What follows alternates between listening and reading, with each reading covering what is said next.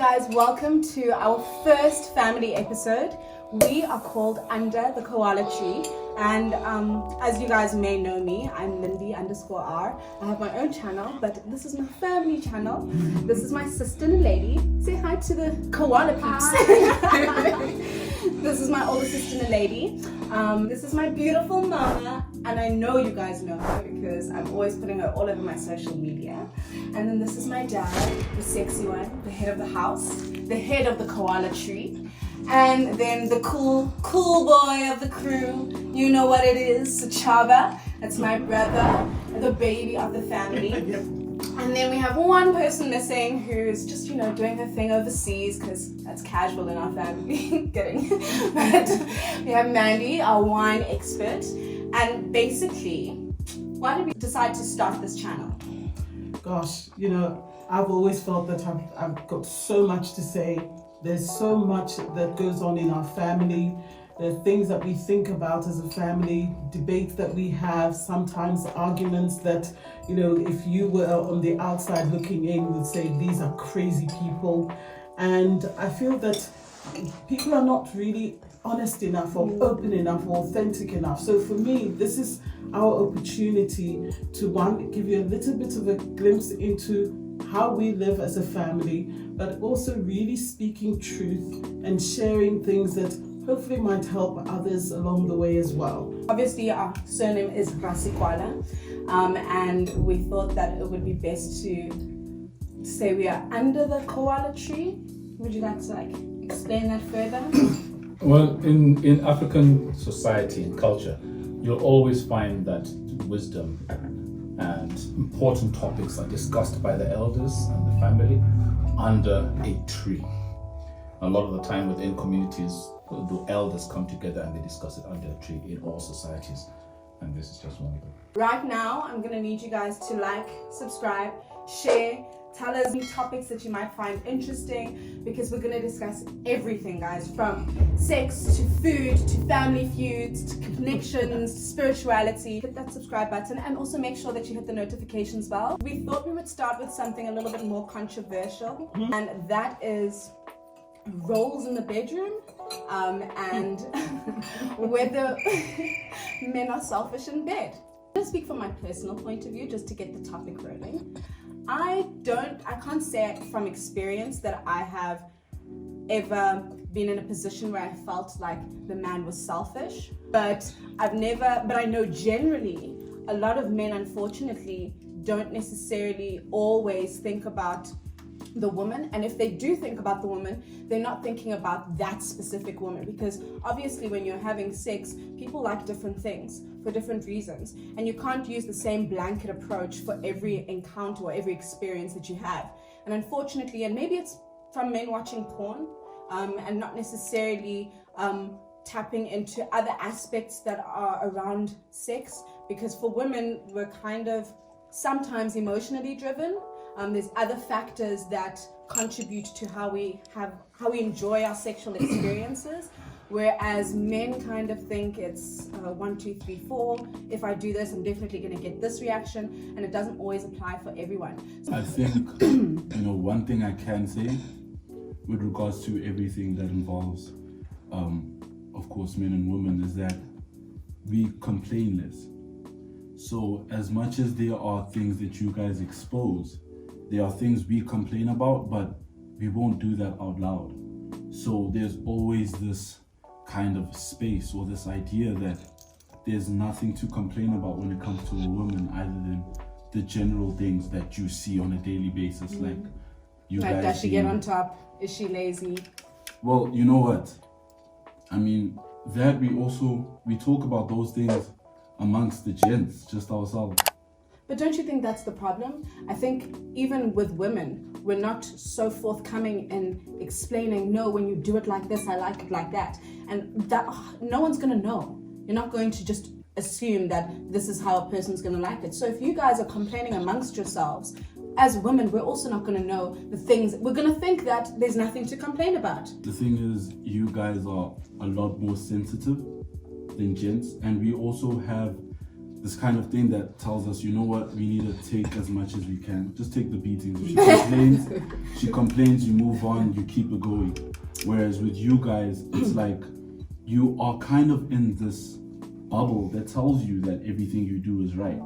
And of course, when it comes to sex, can I just interject, because I think you've got it completely wrong. Okay.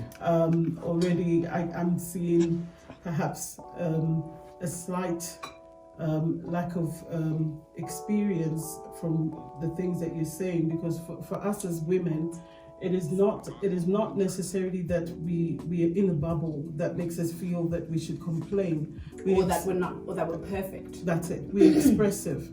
And I mean, just this morning, having a conversation with your dad, one of the things that I actually talked about was the fact that he doesn't speak about his feelings or his needs.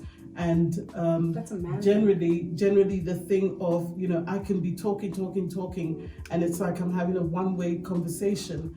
And for us as women, sometimes that's so important. So the reason why we tend to speak out is, to a large extent, we're also expecting feedback, because communication is not a one-way street. So if I say something, whether you agree with it or don't agree with it, speak your mind. I may scream and shout, but that's still not the point. The point is that you are at least making an effort to say how you feel. So when it comes to issues of sex, for example, to be perfectly honest, since I've been with your dad, I can honestly say I don't have any complaints. Okay. You know what it is. Guys, that's like 33 odd years. like father, So- like son. Nan, what do you think? I think like you've both made, valid points. I think communication is very important. I think that's probably the key thing. And I think there's probably not enough communication between both parties. Both parties, yeah. First and foremost, I think you've got to understand where I think both parties come from, both genders. To a great extent, they don't mix. Okay? Women are separate, men are separate. Mm-hmm. When it comes to men's issues, if men do discuss it, they discuss it with men. Even there are some things that they don't always discuss. So I never discuss sex. And any other guy, any of my friends at school who discussed sex, they talked about it. It was always a case of bragging. And sometimes it was a case of bragging on something that you know that this guy hasn't do. He just wants to appear tough. Okay? Still the case. So there are things that we don't discuss. And then I think when it comes to something like sex, a lot of the time that becomes a very personal thing. We feel that even some of the mates should not necessarily be knowing exactly what we do, how we do it. So those are one of the things. When it comes to discussing things with the woman, remember we come from a point where there's an element of whether competition or engagement or you're competing against each other. Men, yes, there's certain things that we keep to ourselves. We feel that because society has groomed us like that. Societal standards. Yes, you're the man, you take it like a man, whatever it is. As And a there's child, certain sexually things sensitive. and there's certain things that you are not even taught to express. Another thing, sex. No one teaches anybody about sex. It is never taught. Even amongst men, they never even seriously discuss whether it is sexual positions or how to perform in bed. That's interesting, because as women, it's certainly from my perspective, I know I've had conversations with my girlfriends in the past about sex, and we've talked even about the size, whether the size matters. And Pause. Yeah. Do you think size matters? Not necessarily. Oh my god.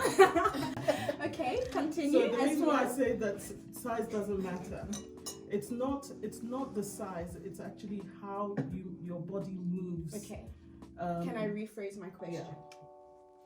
Prior to you getting physically engaged, do you consider size? Does size matter to you? Really honest. It happened to me once.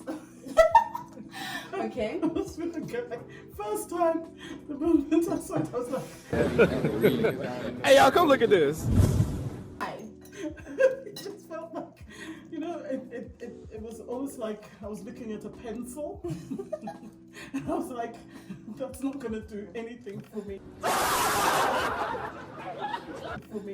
And that was literally, that relationship did not progress. So size does matter. Physically, Size I was matters. like, no. What you're saying is size. So I guess at that point, I was young, guys. I No, was young. but even if you're But- old, I think even it doesn't even have to be a pencil. If I see it too big, I'm just like overwhelmed as well. Okay. When you think about it realistically, at first value, at first view, what's your first thought? Yeah, but the reason why I say that, And it matters. the reason why I said that that was just that, that's the first incident. and last time is because also being at the opposite end of the spectrum where the size is humongous, okay? And you sort of think that, okay, I'm going to be really satisfied, and actually it's just been complete pain and selfishness, and that is literally where the man's just going at it, and there's no thought for anybody else, okay? And so that's when I realized that it's not the size, So it's what you do with it, whatever they say doesn't matter actually matters. okay? Because the fact that you have to say it doesn't matter means it matters. It plays a major part.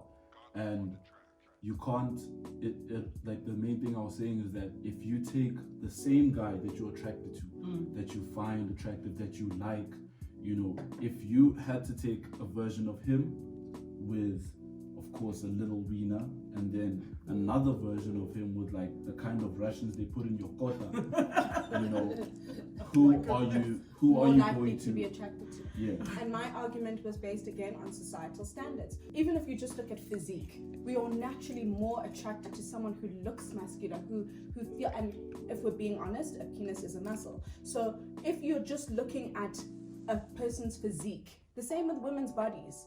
Curves are more sensual or more attractive to certain people. No one really likes skinny, bony types peeps. But that's unfair to say that size matters, because then everything matters. But you are trying to scale it differently and say all women think about is size, or that's all we really care about. No, look, my thing was, it's not that it's all that you care about, but it's that as much as you say it doesn't matter, it really, really does matter. So you're in our heads, basically. No, I'm not That's in your basically head. what you're saying, because the Deciding for us. you are exactly. And, Okay, but then and I think you're making a mistake there. Don't put words and thoughts in our Okay. mouths and heads. He might not be talking about putting thoughts and words in the mouths and heads, but it might just be a general thing. Okay. When it comes sometimes to dealing with women, Sure. men are much more straightforward. 1 + 1 is 2. For women, it's not this, that. So you really, is it 2? Was she saying 2 or 3? Or something, So for everything, even when maybe you're spoken, sometimes it still needs to be processed. Yeah. And sometimes you still, did you really mean what you said? Or is there something else to it? Now, amongst yourselves, to be straight, you understand the language. Okay? And even if someone is not happy, you'll understand, or someone is not saying exactly what they're saying, you'll understand. But for men, generally speaking, we have to say, I'm not so sure. What is she actually saying? That tends to be the case. And remember as well that when you normally start a relationship, you are not exposing all your feelings. Yeah. As a man, or both sides as well, there's certain things you reveal, certain things you don't reveal. And it's as you grow that maybe you release some of those feelings and those thoughts a bit more as you grow together. But so it will always be a case of exactly what was she saying up until that point. Interesting. Okay, well, interesting topic. As you can see who the conservative, quiet ones are regarding certain topics. But I'm sure we'll all open up a lot more as the episodes go along. So guys, I want you to tell us, does size matter? Do you think that men are seen as selfish in bed? Or is it just something that women put in their heads? Comment below, let us know. Don't forget to subscribe, like, and thank you for watching our first episode of Under the Koala Tree. Hopefully you will get to see lots and lots more. It's going to be so interesting, guys.